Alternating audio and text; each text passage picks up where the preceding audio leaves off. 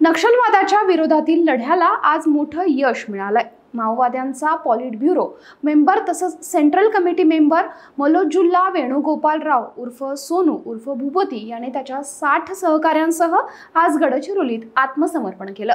राज्याचे गृहमंत्री आणि मुख्यमंत्री देवेंद्र फडणवीस यांच्या उपस्थितीत हा औपचारिक आत्मसमर्पणाचा सोहळा गडचिरोलीत पार पडला।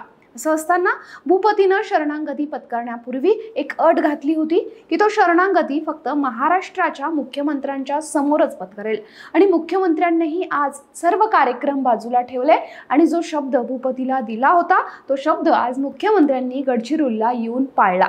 भूपती शरण येऊ शकतो, मात्र तो तेलंगणाला शरण जाईल किंवा छत्तीसगडला तो शरण जाईल अशी शक्यता व्यक्त केली जात असताना भूपतीनं महाराष्ट्र पोलिसांसमोर शरण जाणं मान्य केलं।